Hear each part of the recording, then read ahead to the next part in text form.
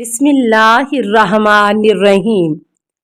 السلام علیکہ یا صاحب العصر والزمان۔ السلام علی الحسین وعلی علی ابن الحسین وعلی اولاد الحسین وعلی اصحاب الحسین۔ یہ بھی رئیس فوج تھا۔ اب تو لڑائی کی گہما گہمی حد سے بڑھ گئی اور لوہے پر لوہے کی آواز آہن گروں کے بازار کی یاد کو تازہ کر رہی تھی۔ گرز گرز پر، نیزہ نیزے پر اور تلوار تلوار پر پڑ رہی تھی۔ طرفین کے نہروں سے فضا میں قیامت کی گونج تھی اور گرد و غبار کی کثرت فلک نیلگوں پر پردہ ڈال چکی تھی اور دن کو رات دکھائی دیتی تھی۔ ہر طرف سے خون کی نہریں جاری تھیں۔ ابراہیم بن مالک خود مصروف جنگ تھا اور دوران جنگ میں خود سر سے بلند کر کے آواز دی، اے اللہ کی فوج، ہوشیار رہو۔ یہ سن کر مختار کی فوج میں جوش تازہ ہوا۔ نماز ظہر تکبیر اور اشارے سے ادا کی گئی۔ پس ابراہیم کی فوج شامی فوج پر چھا گئی اور کشتوں کے پشتے لگ گئے۔ شامیوں کے قدم اکھڑ گئے اور موصل کی جانب بھاگ کھڑے ہوئے اور ابراہیم شیر غضبناک کی طرح حملے پر حملہ کر رہا تھا اور شامی فوج ٹڈی دل کی مانند متفرق ہو رہی تھی۔ شامی سپاہی خوف و ہراس سے اپنے آپ کو نہر خاضر میں گراتے تھے کہ تلواروں سے مارے جانے والوں کی تعداد سے ڈوب کر مرنے والوں کی تعداد زیادہ ہو گئی۔ ابراہیم کی فوج کو بہت زیادہ غنیمت ہاتھ آئی۔ ابن زیاد لعنت اللہ، جب لڑائی کا غبار مدھم ہوا اور جنگ و جدال کی آتش فرو ہوئی تو ابراہیم نے فرمایا کہ میں نے نہر خاضر کے کنارے ایک ایسے شخص کو قتل کیا ہے جو تنہا جھنڈے کے نیچے تھا اور اس سے خوشبو کستوری کی آ رہی تھی اور غالباً ابن زیاد ہی ہوگا۔ چنانچہ جب تلاش کیا گیا تو واقعی عبید اللہ بن زیاد ہی نکلا۔ پس ابراہیم سجدہ شکر میں گر گیا اور اس کے بعد ابن زیاد کا سر قلم کر کے اس کے جسم کو الٹا سولی پر لٹکا دیا گیا اور آگ میں جلا دیا گیا۔ اس کے بعد حسین بن نمیر کا سر، ابن زیاد کا سر اور دوسرے سرداران لشکر شام کے سر مختار کی طرف روانہ کیے گئے اور ابن زیاد کو بروز عاشور 66 ہجری میں قتل کیا گیا۔ جب ابن زیاد کا سر مختار کے سامنے رکھا گیا تو مختار اپنی جگہ سے اٹھ کھڑا ہوا اور اپنے جوتے سے اس ملعون کے منہ کو رگڑا، پھر جوتا اتار کر غلام کی طرف پھینکا کہ اس کو پاک کرے، کیونکہ ایک کافر نجس کے منہ سے لگا ہوا ہے۔ پس اس کے سر کو اسی مقام پر نصب کیا گیا جہاں امام مظلوم علیہ السلام کے سر پاک کو نصب کیا گیا تھا۔ فوراً ایک سانپ ظاہر ہوا جو اس ملعون کے منہ میں داخل ہو کر ناک کے سوراخوں سے نکل آیا اور 3 دفعہ ایسا کرنے کے بعد وہ غائب ہو گیا۔ اس کے بعد ملعون کے سر نجس اور باقی سروں کو راہبہ کوفہ میں نصب کیا گیا۔ چنانچہ پھر سانپ نمودار ہوا اور باقی سروں کو چھوڑ کر ابن زیاد کے سر کے پاس آیا اور منہ سے داخل ہو کر سوراخ بینی سے نکلا اور کئی بار ایسا کیا۔ امیر مختار نے ان سروں کو 80,000 دینار کے ہمراہ حضرت محمد بن حنفیہ کی خدمت میں بھیجا اور اس مضمون کا خط بھی لکھا، میں نے آپ کے انصار اور شیعوں کو آپ کے دشمنوں کے مقابلے میں بھیجا، بس وہ خوشنودی خدا کی خاطر نکلے، ان لوگوں کو قتل کر ڈالا۔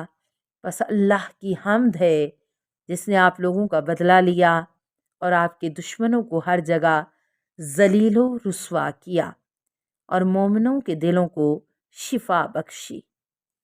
محمد بن حنفیہ نے خط پڑھا اور سجدہ شکر ادا کیا اور مختار کے حق میں دعائے خیر کی، اور ابراہیم بن مالک اشتر کے حق میں بھی دعا فرمائی۔ پھر یہ سر امام زین العابدین علیہ السلام کی خدمت میں بھیج دیے۔ اس وقت امام علیہ السلام مکہ میں تشریف فرما تھے، اور جب سر پہنچے تو امام علیہ السلام کھانا تناول فرما رہے تھے۔ آپ علیہ السلام نے سجدہ شکر کیا اور فرمایا، اللہ کی حمد ہے جس نے میرے دشمن سے میرا بدلہ لیا، اور فرمایا کہ خدا مختار کو جزائے خیر دے، کیونکہ جب ہمیں ابن زیاد کے پیش کیا گیا تو یہ ملعون کھانا کھا رہا تھا اور میرے بابا کا سر اس کے سامنے رکھا ہوا تھا۔ پس میں نے دعا کی تھی، اے پروردگار، اس وقت تک مجھے موت نہ آئے جب تک ابن زیاد کے سر کو اپنے سامنے نہ دیکھ لوں۔ حجت الاسلام علامہ سید محسن عاملی سے کتاب اصدق اخبار کے صفحہ 71 سے مروی ہے کہ حضرت امام جعفر صادق علیہ السلام نے فرمایا، واقعہ حائلہ کربلا کے بعد کسی ہاشمیہ عورت نے آنکھ میں سرما نہیں لگایا تھا اور نہ مہندی لگائی تھی، اور 5 برس تک ان کے گھروں سے کھانا پکانے کے لیے دھواں نہیں نکلا تھا، یہاں تک کہ عبید اللہ بن زیاد قتل ہوا۔ نیز حضرت فاطمہ بنت امیر المومنین فرماتی ہیں کہ ہم میں سے کسی عورت نے نہ آنکھ میں سرما لگایا، نہ مہندی لگائی اور نہ کنگھی کی، یہاں تک کہ ابن زیاد قتل ہوا۔ شہادت مختار۔ امیر مختار نے کوفہ کی حکومت سنبھالنے کے بعد 18 ماہ کے عرصے میں قاتلین امام مظلوم علیہ السلام میں سے 18,000 ملعونوں کو تہتے کیا، اگر ان کو ساتھ ملایا جائے جنہیں ابراہیم بن مالک اشتر نے نہر خازر کے کنارے پر قتل کیا گیا تھا تو مقتولین کی کل تعداد 70,000 سے بڑھ جاتی ہے۔ اس دوران عبداللہ بن زبیر مکہ میں اور اس کا بھائی مصعب بن زبیر بصرہ میں ظاہراً خاموش تماشائی بنے رہے، اور اندرونی طور پر وہ مختار کے فعل پر راضی تھے، کیونکہ بنی امیہ ابن زبیر کے دشمن تھے۔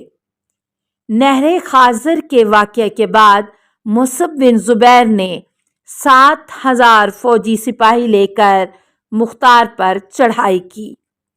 مختار کو جب اطلاع پہنچی تو اس نے ایک خطبے میں کوفیوں سے خطاب کیا، اے اہل کوفہ، تمہارے شہر کے باشندوں نے بغاوت کر کے تم پہ چڑھائی کی ہے، جس طرح وہ اس سے قبل فرزند پیغمبر کو قتل کر چکے ہیں، اور ابن زبیر کے ساتھ مل کر تمہارے قتل کے در پہ ہیں، لہٰذا ان کے مقابلے کے لیے تیار ہو جاؤ۔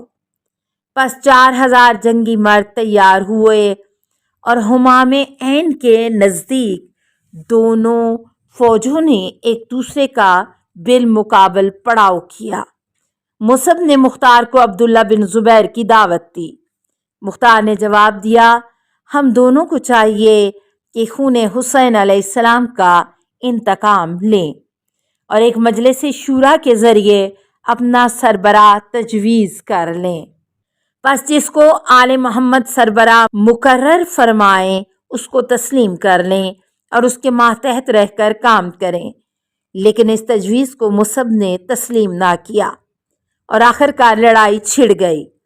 مختار کی فوجوں نے شکست کھائی اور مختار اپنے ساتھیوں سمیت کوفہ کے دارالامارہ میں محصور کر دیا گیا۔ مختار کو اپنی موت کا یقین تھا۔ اس نے اپنی زوجہ ام ثابت کو الوداع کہا، غسل کر کے اپنے بدن پر خوشبو لگائی اور حنوط کر کے دارالامارہ سے باہر نکلا، جہاد کر کے جام شہادت نوش کیا اور اس کا سر قلم کر کے مصعب کی طرف بھیجا گیا۔ یہ واقعہ 67 ہجری کا ہے۔ مختار کے متعلق عقیدہ۔ مختار اچھے اعتقاد کا مالک تھا اور واقعات بتلاتے ہیں کہ وہ محب اہل بیت اور خالص و مخلص شیعہ علی تھا۔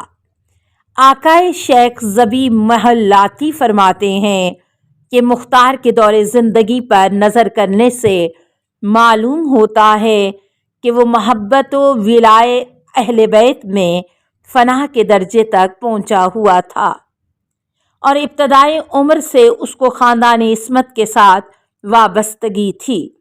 نیز اس کا علم و کمال حضرت محمد بن حنفیہ اور حضرت عبداللہ بن عباس کی شاگردی کا مرہون منت تھا، اور خاندان بنی امیہ سے اسے ہمیشہ سے دشمنی تھی۔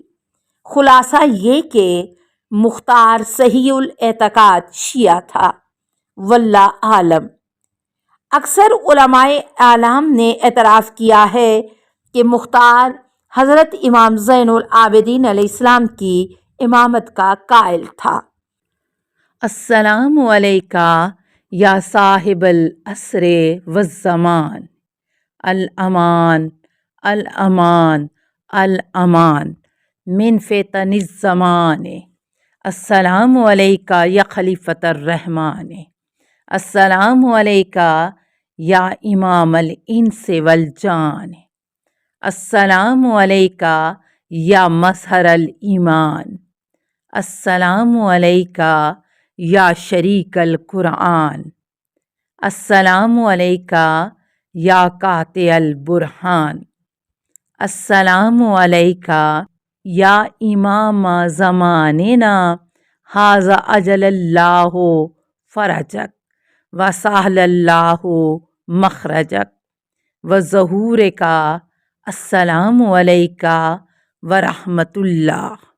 اللہم صلی علی محمد و آل محمد۔